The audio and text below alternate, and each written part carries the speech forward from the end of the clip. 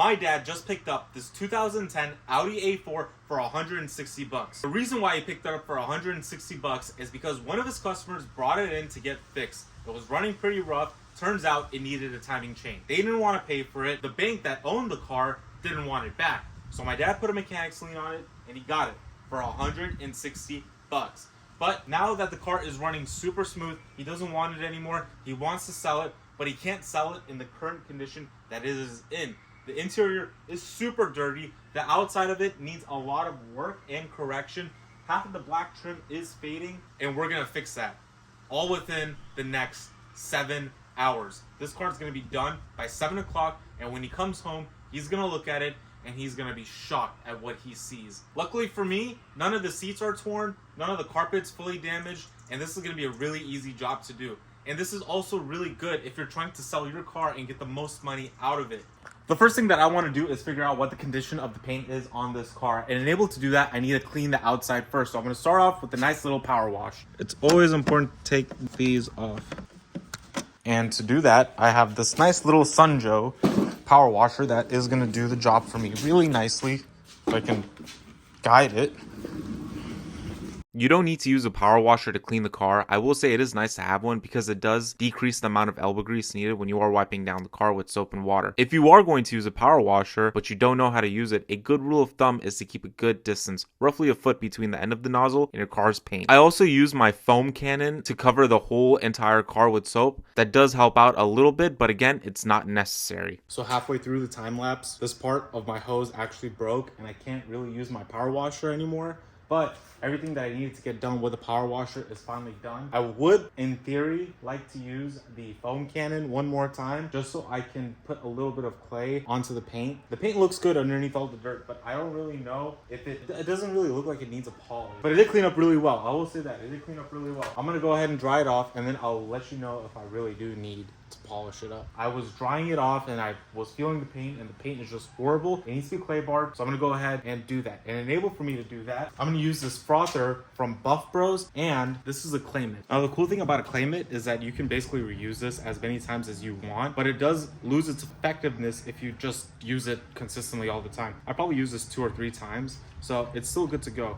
As far as this goes, this replaces my foam cannon, so I can just fill this up with whatever remnants I had in my foam cannon, get to spraying, so I could just clay down the whole entire thing. If you are going to be clay barring your car, it is mandatory that you use a type of lubricant. In this video, I'm using soapy water as a lubricant, and I recommend everyone does the same thing. Companies will sell a quick wash detailer with a clay bar, and in my opinion, that's just a waste of quick detailer because you can get the same exact result with a much affordable price by using soapy water. Now, some of you guys might be thinking, why is he going through the whole entire clay bar process?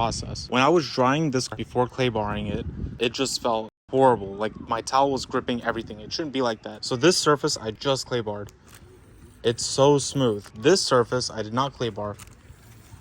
You can hear it and feel it a lot more. You don't feel any bumps here compared to here. Everything is like bumped. So that's why you clay bar it. Not just that, it also gives the paint a much fresher shine because it's not contaminated anymore. If you do plan on getting the most money out of your car, clay barring it and then waxing it immediately after is the best way to go about it. I just finished up detailing the whole entire car. The paint came out looking pretty much shiny compared to what it used to look like. I'm gonna go ahead and start on the wheels now. The wheels need a bit of love. Not that one, but these other ones are gonna need a lot of love. So I'm gonna go ahead, clean those up.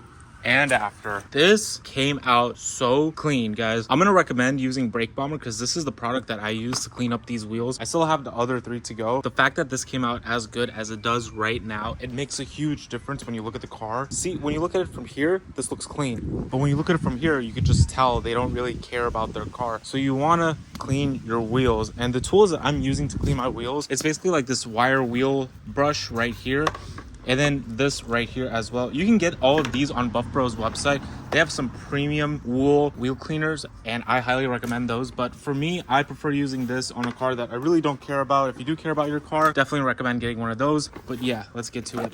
The front wheels on any car is always going to have more brake dust because the front wheels have a higher braking ratio than the rears. I just finished cleaning up this wheel, and as you can see, it's not perfect. Some wheels just have the brake dust caked on there. This is one of those wheels. If you're on top of it when you first get the car, you don't really have much to worry about. But since I don't really know the history of this car, I could tell you right now, the owner probably didn't clean up the wheels all that much. I tried to use a Scotch-Brite pad, the red one, to clean that up. And it did get out a decent amount of it, but I'm not going to really spend all that time into it. I'm only going to spend a few minutes because that's basically what this is worth as far as my time goes. Now with that done, I have the other two wheels I need to go. I did pre-spray them on, so it should help out the cleaning process. But anyways, let's get to that. I just finished cleaning the exterior. The exterior is pretty clean, but it's not fully detailed. And the black trim right over here needs to be cleaned up. So this is the next thing I'm going to do. I'm basically going to be rehydrating all of this black trim over here. Usually what happens is when it decolors like this, that just means that it's basically sitting out in the sun and it dehydrates. By putting in some sort of like tire shine onto this, it'll definitely help make it look a lot more black. And there's a lot of trim like that all over the car, such as the rear bumper, the windows, the front bumper, mirrors. So I got a lot to cover before I bring it inside. But the tools that I will be using is going to be Buff Bros Ultra. Now this thing is really good to use when you're basically cleaning up this stuff. So I'm going to go ahead, open that up because my buddy just gave me a brand new bottle. We're going to use that with an applicator pad.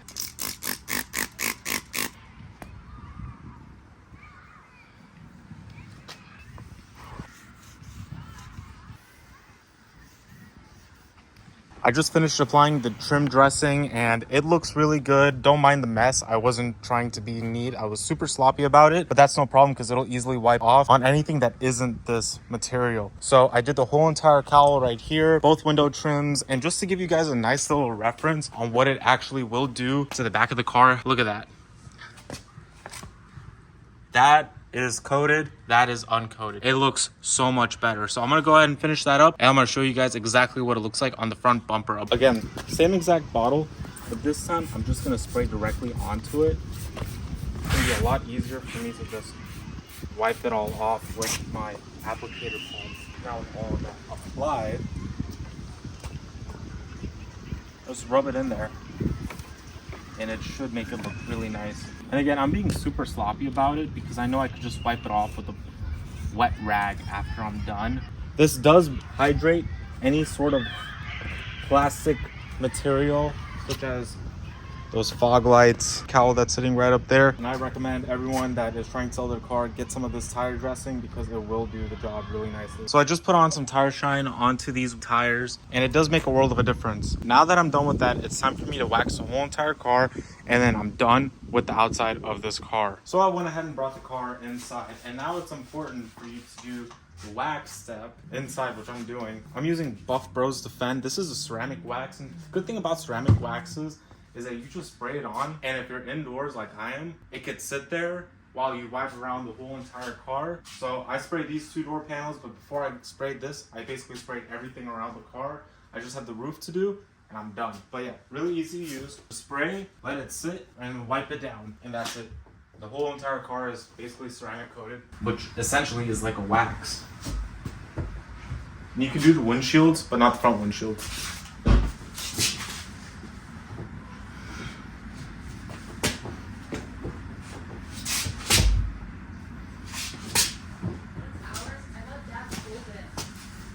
Now with the outside all finished, this is what the car looks like. I knew it had potential, but I wasn't able to see it underneath all that dirt. Looking at it now, I'm really happy with the way this thing came out.